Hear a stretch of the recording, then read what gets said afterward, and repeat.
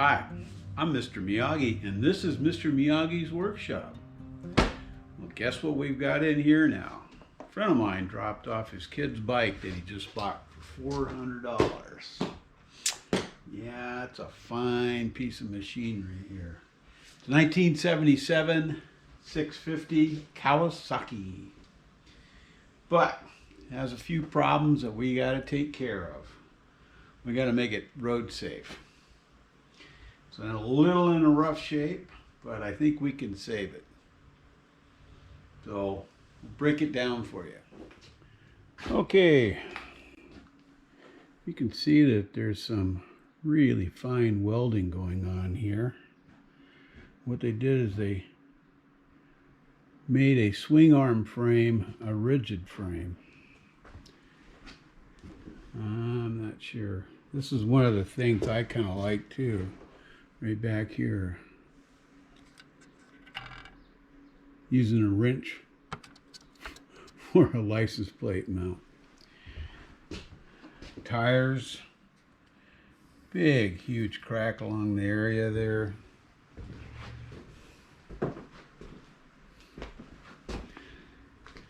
If you look through over there, you can just make it out. You can see daylight on the other side. That wasn't hardly welded on there at all. The seat,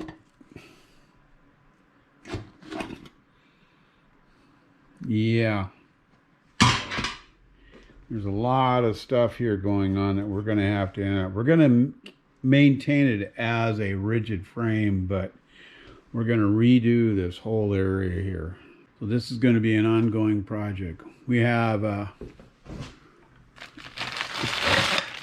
new clutch cable. So we're going to have to redo the wiring a bit. It's there, but relocate the battery. Needs a rear fender.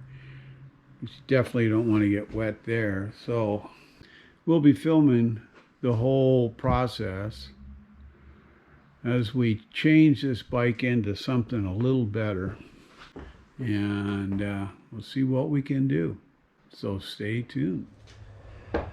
Okay, we've started on the Kawasaki build here, or the savior of it. We're getting ready to cut off this back section here. Somebody tried to hardtail it by just welding up to a swing arm. The welds are crappy. I don't know how safe this thing really is, so I'm going to make it safe. What I did now is since I have a metal table, I blocked the frame and everything at the height that we need. So when I build the back section, everything will just flow into place. But right now, it's all mounted onto the table. I've spot welded these in place. Now you can do this with a wood table. You just have to form your own wood, clamps or whatever, but you want to stabilize the frame the best you can. You don't want it to move. And I'll grab the camera here and we'll do a walk around. So you can see that what I've done here, I just made a U shape. You could do this out of wood and screw it down to a wood table, but as you see that I've got everything welded. This one here, I picked up the back bolt for mounting the foot pegs and then tacked it to the table. I have a regular axle stand that captures everything, and what I did is I made sure that this is center. This is a center line here that lines up with that white or the blue tape with the line on the middle of that and runs straight through the bike. This has got a slight offset, so you have to figure that in just a hair. It's a little bit of a step off. That's why you use these chain adjusters and such, so that you know where everything is at. And over on this side right here, we did the same thing. and the lineage runs all the way straight through. I took a square edge and went from the center mark here down and lined up on the table. So hopefully everything is square, so when you're done, the bike will track straight. I didn't pull the chain yet because it's got a riveted length, and I'll wait till I pull the swing arm totally out of here. What I'm going to do next is I'll strip out the battery box and anything else that needs to come out. Another thing, when you're cutting or doing anything and you have the motor in place and the carburetors, make sure you tape off any outlets and such so you don't get dust or grit down inside there. I see I have a little spot right there I've got to plug up. See what I've got up here in the shelf. There we go. Plugged. I got another one on the other side there. What we'll do, these are overflows, I think. There we go. So that's good and done. That's all plugged off too.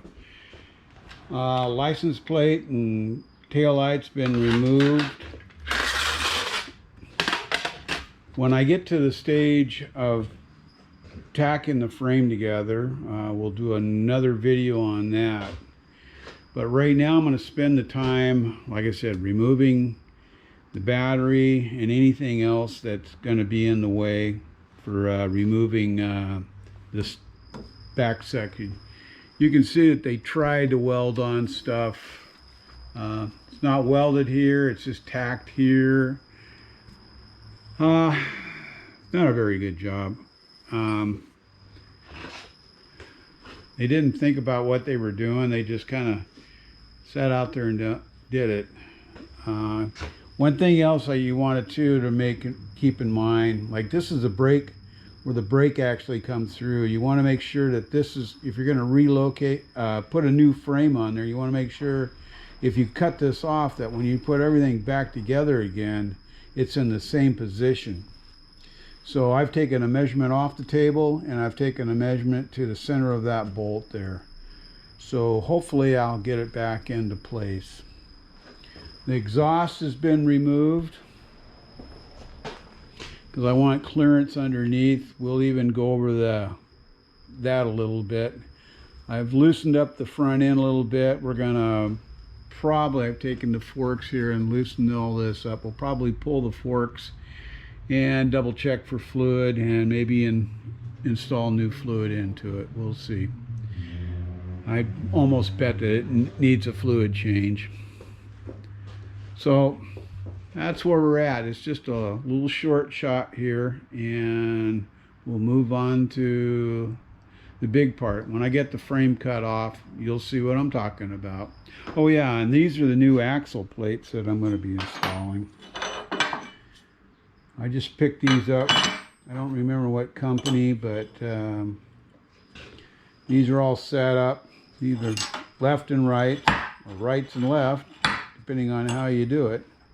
So anyway, this should do it for now. So we'll talk to you later. Well, you can see it's gone. The crap. Cut it all off of here. Remove the battery box, which is crap.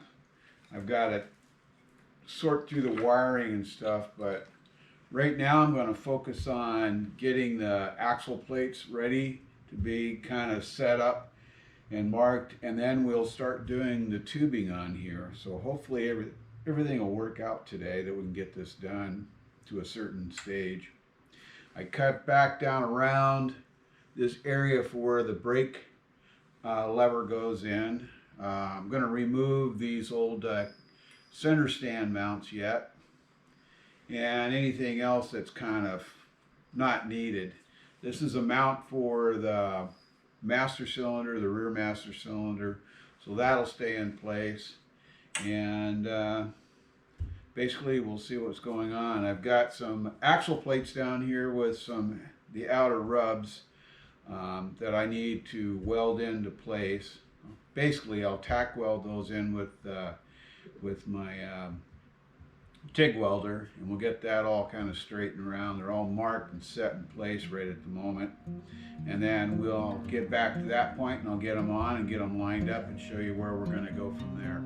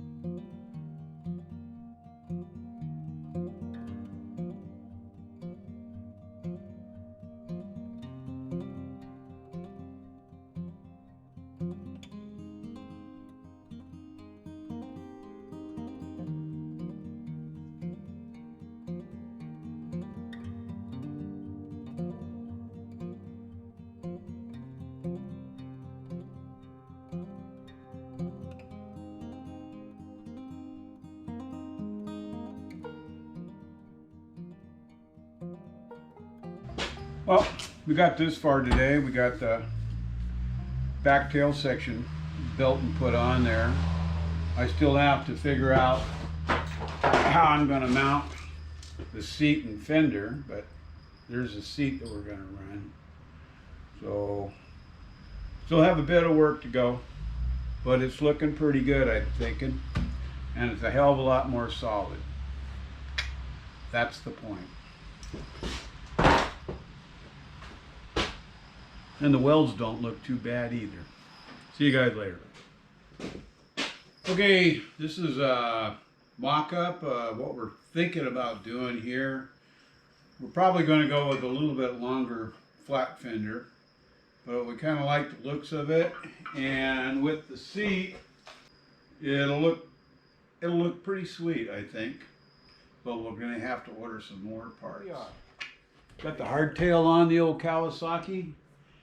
Ended up pulling the front forks off and putting on new bearings. Now they were the Timken style bearings. We got rid of these old style ball bearing ones. This one actually had a detent, so you could move it and it would come back and hit right into straight. So it was in pretty rough shape. But it's got new fluid in the forks. We're running, I think we're running 20 weight on this one. I've got, ended up putting new tires on. This is what the owner brought by. And then we have a flat fender that we're going to put in place there, because when it came into the shop, if you remember, it didn't have a rear fender on it at all. We'll put this all back together today, and then I can figure out how to mount this battery box, which I had in the loft. It was off of another bike, but it fits the original battery perfect. Now I had to modify the frame here a little bit and here just to get the cap off, just the way that this all sat and everything. But we have a seat that we're going to install. It'll be in this area right in here. Haven't quite figured out what I'm going to do there yet. All right, so later on we'll mount the fender and get the seat on, but right now I need to get it jacked up and get the front wheel on so that we can see how the bike is going to ride and how it's going to look, and then I can determine where this fender is going to go and how it's going to sit on there. I'm going to end up having to cut it off because it's way too long. You can see that right here. It wraps quite a ways. We decided to cut off the flat end. What they have a lot of times on these flat fenders, that they have a flat spot on here that some guys will like, and some guys like to do them that way to give you that speedy look. We're going to do the full wrap look, or semi-wrap look, and we'll go from there. That'll sit down in there. But right now I need to determine how the bike is going to sit. So I'll get back to you here in a little while after we get the front tire on and everything, and we'll get it all lined up. Well, as you can see, we've got the front end now together. I put on a new tire on here and balanced it. Put the forks all back together. Kind of got this all set up. And this is the basic stance of what this bike is going to have now. We've got kind of the fender mocked up and the battery box mocked up inside here. So hopefully I'll be able sometime today to get this thing rolling a little bit further on. I've got to figure out exactly how I want to mount that battery box in there, and I'm going to cut the fender off. I'm probably going to take this much of the fender off so it fits in there a little better, and relocate the brake caliper. So this is going to have to go forward or down somewhere in here, because we've got a rebarb sissy bar that we want to mount in here too. I'm going to have to test this as this wheel goes back, that I still have plenty of clearance for the caliper and everything to clear. This is a little tight against the frame, so I have to play with this a little bit. So it's going to get interesting here in a little bit, but I think we can figure it out pretty much. This is all lining up. The sissy bar looks pretty darn good from the rear and such, so we'll get that all straightened around. I just wanted to give a quick up look on what we've done here on getting this bike leveled out and a good framework set up on it. So.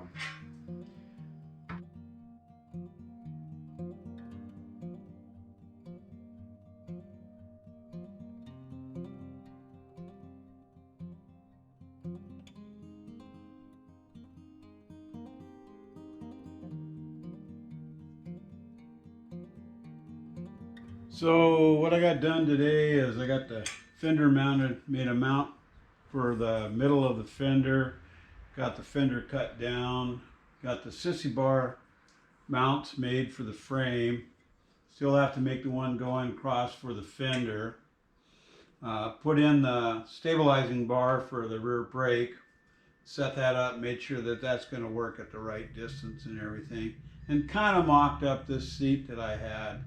I'm not sure if I'm going to use springs, or I've got several different styles of springs.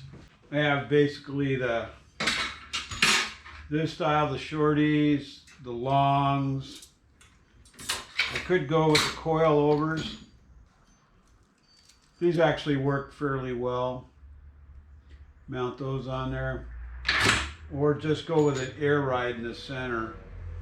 There's not a lot of room for me to stuff that in there in a sense, but depends on my front mount and everything.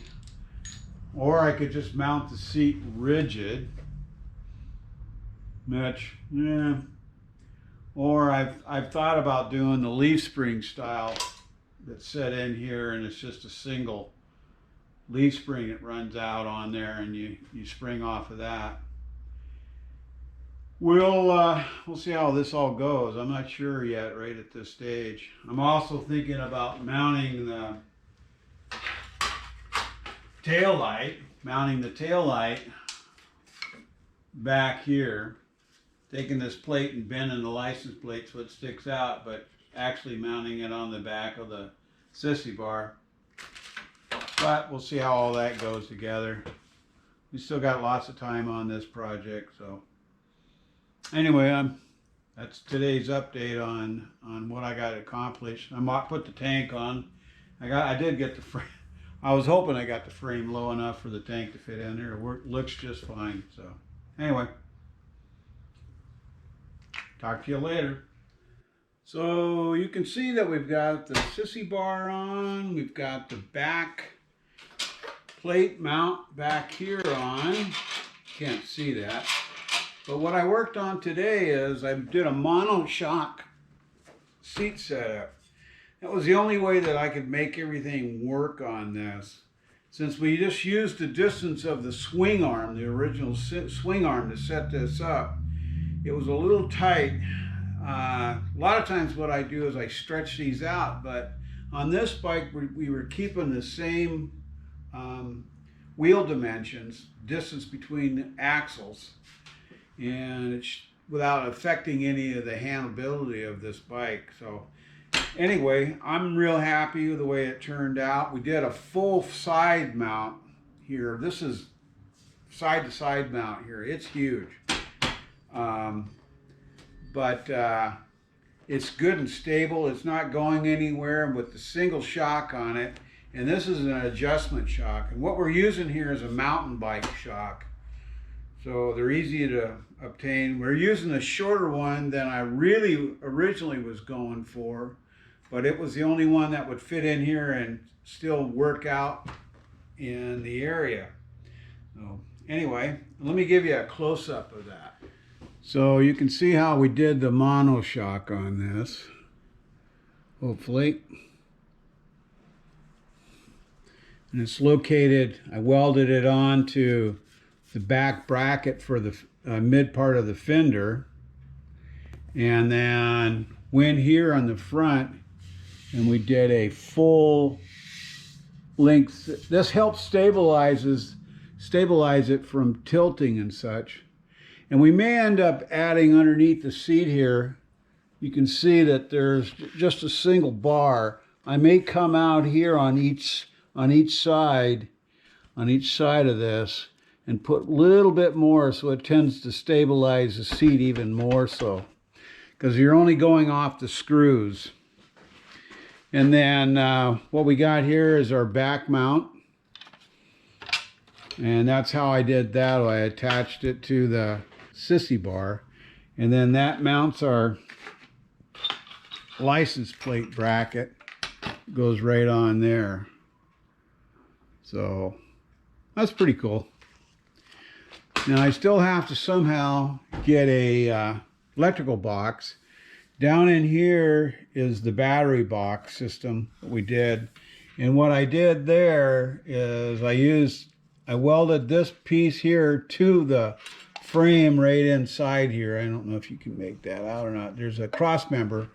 And then I used it also for the bottom part of the fender for to stabilize that fender out. Plus I notched out right in here for the chain.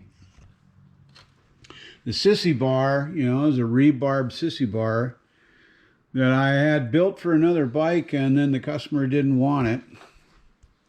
So it ended up on this one. It's pretty awesome. So still have the, like I said, the electrical box, work on a little bit on the exhaust and a few other odds ends, and paint stuff up. We have some gasket problems here that what we need to take care of, but we have the new rubbers for that, and we're just waiting on the top gasket. So, and clean up the engine a little bit. It's kind of crusty, but it should do it. But anyway, that's what we got done today. Well, you can see that we got the tail piece painted here, the rigid part of the frame, and kind of blended it in with the old paint. This is a rat bike, you know. Buddy's got his pieces of the fender and the sissy bar and a few of the electrical box, all that up at his place. He's painting that right now, and we should have that back here in a while. I did remount master cylinder for the rear brake. I got that on. We ended up trying to get this off, ended up breaking the stop switch, but then I ended up finding I have one of these screw-in style ones that screw right into the brake line there, and it's a Votex manufacturer is the people, and they are it's a 10 millimeter by 125 pitch that screws in here. It has the lines coming out, so when you hit the brake, it makes a connection in there, and then the lights come on and life is good and brakes stop and whatever. So we did cut down the bar for stabilizing the rear brake caliper, which goes right in here, and a few other odds and ends. But I just kind of wanted to show you where we're at this stage here. This is looking pretty good. We get the fender back, and hopefully we'll have this together here in the next few days. I can get all the wiring straightened out. There's a ton of wiring that needs to be revamped. Electric ignition switch is mounted on the other side there. I want to bring that back to where the electrical box is. This is the push start, electric push start, and I want to kind of consolidate all that in one area so you're not having to search for it. But like I said, the wiring needs to be kind of looked after here a little bit. Things are just kind of, yeah, it needs some work. So anyway.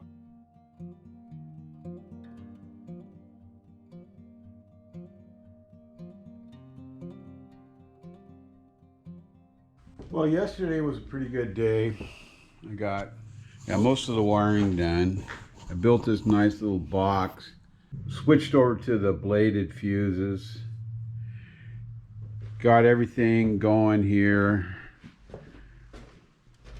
Wiring from the license plate up and in. I still have a couple of wires I want to run here. These are for the oil and neutral light. I'm making a little panel for that. And this is the gobby mess of crap that I got left over. Got the battery in there and mounted, which is kind of nice. I'm going to put a strap around it, kind of old school look. But basically I got all the wiring and everything set up on this thing, which is kind of nice. I'm working on right now on bleeding the brakes off on the rear. Fronts weren't bad, they just bled right up. But I wanted to show you guys this little system I got. Right here is a vacuum pump that I rigged up that attaches to the caliper.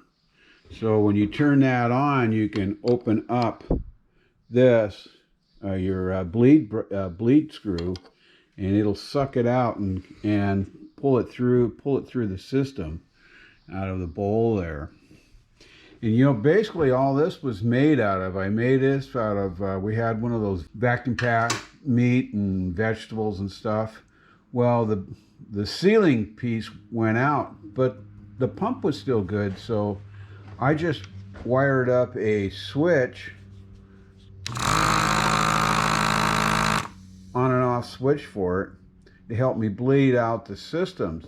It really does help. It does pull it through, and it seems sometimes to make it quicker for me. But like I said, I just made this out of a vacuum pump. You can buy those hand style ones that suck, but this was easy and a fun little project. You know, I sometimes don't throw a lot of this stuff that comes from the kitchen out because I can reuse the motors and such. So I thought that might be interesting. So I'm going to get on and finish up bleeding these brakes out here, although they feel pretty darn good right now. Also, you can pump these up and do the same thing, but you want to hold down, and when you feel it drop, back off. Pump it up, hold down, and when it drops, what will happen is that the fluid will come through here. You're pumping it up, and if there's any air in that system, it will help bleed it out. Now, you can use the pump like I did, or you can do it the hand style like this, just by pumping everything up. Sometimes it takes a little longer, but it's not that big a deal. One way or the other. I just wanted to show you both systems. But it is nice if you can have a longer tube from your bleed screw and put it into a cup. You don't want to reuse this fluid that you pump through, because what it's doing is, if there's any particulates or any dirt or anything in there, it's going to help flush that out. So you don't want to re-put that back into your system. And you should, every once in a while, well, I'd say at least once a year, maybe once every 2 years, depending on how much you ride the bike, especially with DOT 3, which will absorb water. You kind of want to flush that out once a year, especially if the bike is sat for any length of time. Do a little bit more bleeding here, because I'm trying to flush this. There's crap in this one. If you're using the vacuum pump, sometimes I'll just keep moving the lever while I'm opening this up. It seems to help pull the fluid through there. Now there's also another way you can do this. If you have an old cap, you can put in an air valve in it that you can pump up, and that literally pump the fluid through the system too. So that's another way of doing it. Okay, this is one of the reasons why flush out your system, your brake system every once in a while, at least once a year, every a year and a half. This is what I pulled out of that. Look at that. There's water molecules. There's all sorts of crap and dirt. And I don't know if you can see down inside that, but there's the settlement crap that I just pulled out of there. It's horrible. That's new brake fluid. That's old brake fluid. You see how that also, I'm going to show you something here. You can tell how much water it's got into it. Watch how that separates there.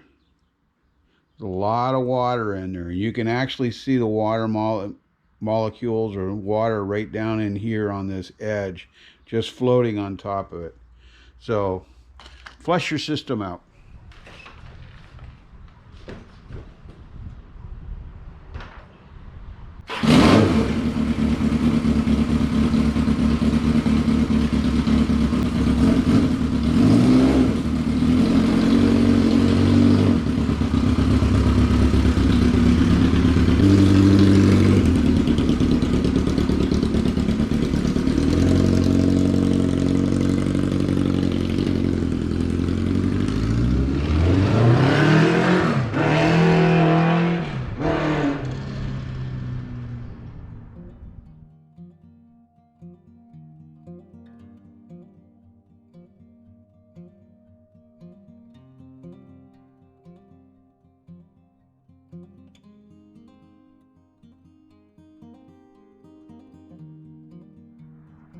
Well, that brings us to the end of this episode of the 1977 Kawasaki 650 episode of You Thought You Could Weld.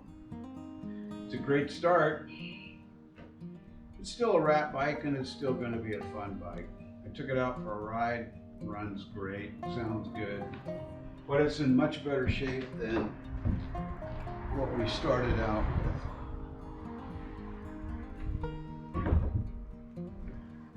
So if there's any questions, comments, whatever, you can put it down in the comment section.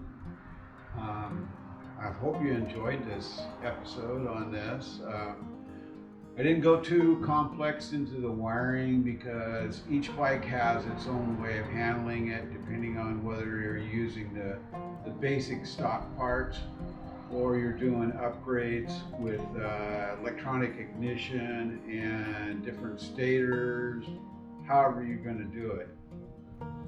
But I hope I helped out somebody that, that we could actually build something fairly cool out of nothing. So anyway, well, I hope you learned something and enjoyed this video on saving this Kawasaki. But wait, please like, share, and subscribe. And don't forget to hit that little ringy dingy bell if you want to see the next episode of whatever we're going to do. So be safe out there and hope to see you on the road. This is Mr. Miyagi signing off.